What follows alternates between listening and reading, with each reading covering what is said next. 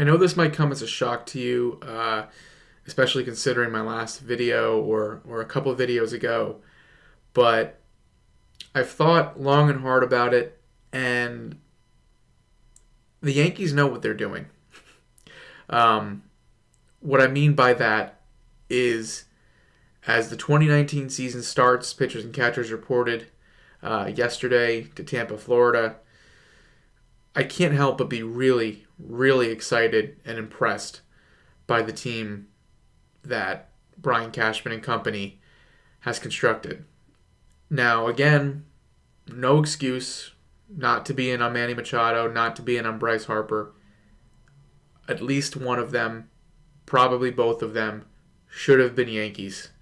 They both could still become Yankees because they're both still free agents, and boy, is it an ugly mess right now for Major League Baseball as far as free agency is concerned. And, it seems like we're going in the direction of another strike, the first strike since 1994.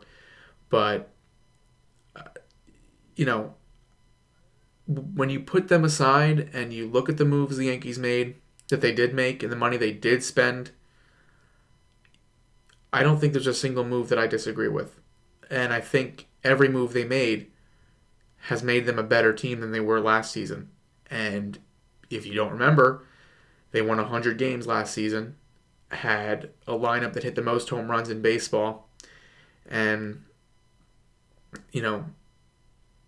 they were great last year. I think they'll be even better. I'm not saying they're going to win 100 games again, because that's hard to do back-to-back seasons, but I think the talent, there's just a decent amount more this season than last season. And there's also a lot of factors that a lot of the things that hurt the Yankees in 2018 probably won't be present in 2019. Sorry to be so vague, but I'll get into the specifics. But I just think the Yankees are the best team in the American League right now. I really do think that. And I don't... It's close. You can't discredit the Red Sox, the defending champions. You can't discredit the Astros. But I think the Yankees have the best overall team, the best all-around team. They have very few weaknesses right now as spring training starts. Obviously, things can change, but I'm not going to not talk about what I currently think and see. The Yankees' biggest issue last season was their rotation. They subtracted Sonny Gray and added James Paxton and re-signed J. Happ for a full season for a 3-year deal, basically. And it's hard not to love those moves, and it's hard not to, those moves made the Yankees' rotation pretty solid. They are still lacking, that clear-cut number one, shut down Justin Verlander type ace, but they are pretty hard to come by, and I think the Yankees have made up for it with getting Paxton and Happ. Paxton is still, a lot of people think he's Cy Young material, and I think he's getting a lot of early buzz for the Cy Young Award. If he's healthy, if he puts it all together, he could have a monster season in the Bronx. And Happ, just the definition of consistency over his career, has been a really good starter, high strikeout rate, lefty, veteran, a lot of experience. Great to have him, in the middle, or really the back of the rotation. Luis Severino said he's been working on the issue with his tip pitches, and he feels good going into camp. Not that that means much, I guess. He's lost some weight. He's in better shape. Tanaka is Tanaka, and CC as a fifth starter I can live with. He's proven it the last couple of seasons. He's fine. He's fine as a fifth starter. Just don't start him this year in an elimination game in the postseason, please. You look towards the bullpen, and it's just as good as last season. It sucks to see David Robertson go. He signed with the Phillies. But the Yankees re-signed Zach Britton and added Adam Ottavino, who was one of the best relievers in baseball last season. Another righty with great stuff. And yes, he definitely could have struck it. Probably would have made Babe Ruth look ridiculous if he could have faced him. he should be a really, really great replacement for Robertson. And you still have Dellin Betances, you still have Aroldis Chapman, you have Jonathan Holder. The bullpen is pretty deep, and that's kind of been the Yankees' formula the last few seasons. They can turn games into a 5-inning, 6-inning game. You have a lead, your starter gives you a lead, or your lineup gives you a lead, and your starter holds it, and you can take them out if you need to in the 5th or 6th inning, and the game should be fine. The game should be in very capable, safe hands. Chad Green, too, I forgot to mention, who's still around, and I'm happy the Yankees didn't trade him. I had a weird feeling they were going to trade him this offseason. Also, an overpowering righty, and Tommy Kahnle is still could potentially come back, and he was huge in 2017, so rotation and bullpen look really good. Then we go to the lineup, and if the lineup clicks the way it can, wow. And again, this is without Machado and Harper. Is it a little right-handed heavy? Yeah. Do some of them strike out too much? Yes. Do they hit maybe too many home runs? Maybe. But I don't really believe in that. But anyway, the lineup 1 through 9 is great. I mean, the only weak link in the lineup, in my opinion, is Brett Gardner. And because of his age, because of his decline, but hopefully he'll bat 9th or something. Probably shouldn't bat leadoff because he's really struggling now to get on base and to be a consistent hitter now. And it is what it is. He's had a long career. I don't think the Yankees should have brought him back this season. I don't think he should have been their starting left fielder. He shouldn't be their starting left fielder, but he is. Hopefully Clint Frazier maybe has a big spring and works his way up and can take Gardner's job. I really want to see him get an opportunity.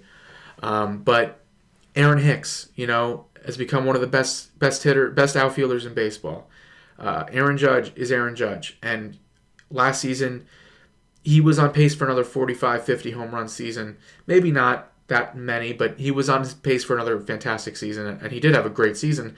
But, he basically broke his wrist on the hit by pitch in July, I think it was, or August, and he missed a lot of the season. Wrist looked fine in the playoffs. He hit 2 big home runs in the wild card game and in the ALDS against the Red Sox. Was looking really good and probably would have had a great postseason. He was on fire. He was the only guy who was really kind of, pulling his weight with the Yankees last October. So if he's healthy, you should expect more of the same from him. Giancarlo Stanton was a little banged up last season, had to adjust to New York, had a kind of a down year for his standards, and there's no reason why he can't. He's only 29. There's no reason he can't have another MVP caliber season. I think he's primed for a big year. He's used to New York now. He probably wants to, bounce back after the really tough postseason he had. Gary Sanchez, I am really high on him coming into this season. I think he gave the Yankees nothing last year, and it was ugly, and it was tough to watch. He was banged up. Not that that's really an excuse. Everyone's banged up. It's baseball. But he looks good. He looks like he's lost a lot of weight. He's trimmed down. He's focused. He's probably more determined than ever to prove his critics wrong. And when he is on, 2016 was ridiculous. And in 2017, he had a fantastic year that no one really talks about. He had one of the best offensive seasons for a Yankee catcher, a full season in their history, right up there with the seasons Jorge Posada used to have and Yogi Berra and Thurman Munson. Really. Go back and look at his 2017 season. He had 30 home runs. He had like 280. Had a really great year. And I think he's primed for a big bounce back. I really don't think he's the guy we saw last year. I think he is much more the guy we saw the first 2 years of his career. If he's right, that's basically like acquiring a 30 home run hitter that you didn't have last season, and not only a 30 home run hitter, but close to a 300 hitter, just a contact guy who hits everything, hits doubles, and uses the gaps and gets on base still, draw his share of walks. So he is probably one of the, if not the most important part of the Yankees lineup in 2019. You have the return of the doubles machine, Miguel Andujar. Again, I would have preferred that Manny Machado was the Yankees' third baseman, but Andujar is still one of the best third basemen in the game offensively. Obviously, he has some work to do defensively still, but he hits everything he sees. Hit 45 doubles last season, almost 30 home runs. I think we'll see if he has a sophomore slump because that was his rookie season. Same with Gleyber Torres, but I mean, there's nothing I see in his swing and in his ability to get on base that I think would be different this season. Again, Gleyber too, he had some struggles last season, but overall a pretty good rookie season. Can expect more of the same from him. He had some defensive issues. Hopefully he's worked on them, as has Andujar, or you hope Andujar has. And Luke Voit or Greg Bird at first base. I hope, I'd love to see Voit be the real deal, but I also am still pulling for Bird to finally put it together because that lefty bat, that swing in Yankee Stadium, I know we are all losing faith, we are all losing confidence, but when he is on, like Sanchez, he's great. He's really, really good. Who knows if we'll ever see that again, but maybe we do, and that would be an added bonus. And even if not, hopefully Luke Voit picks up where he left off last season and keeps hitting and establishes himself as the Yankees' new first baseman, and I wouldn't mind either scenario playing out. They have Troy Tulowitzki, and at shortstop, don't really know what to expect from him, really.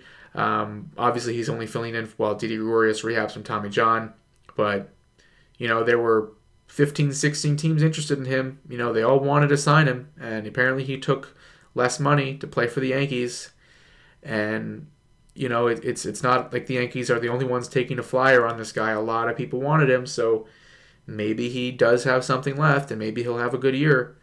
That'd be pretty cool, because I've always been a fan of Tulo's, and he's always been a fan of the Yankees and a fan of Derek Jeter, so it's pretty cool to finally see him in pinstripes.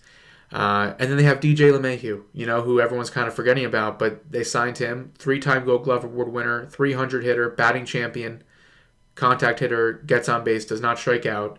He'll be their super utility guy, and I'm sure some injury will put him into a starting role, but he'd be fine. He's an all-star. He's a great player.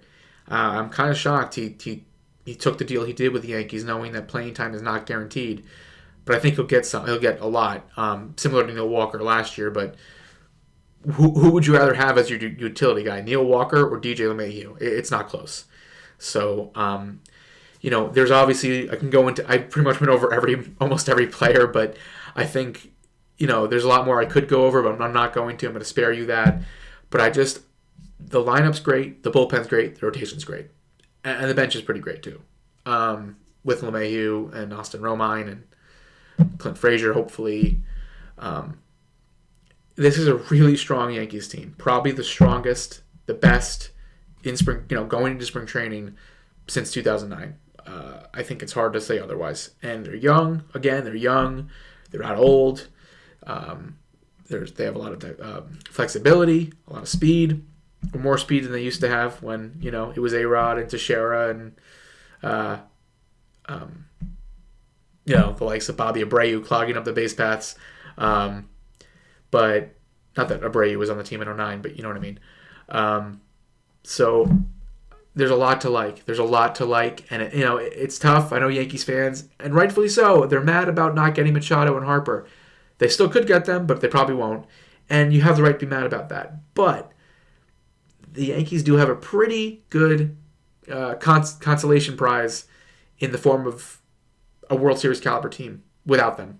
I don't know what more you could have asked for besides Machado and Harper. They've done all the right moves otherwise. They made all the right moves otherwise. And would not shock me, at least, that if this team is the one that clicks and goes all the way. It's early. It's February.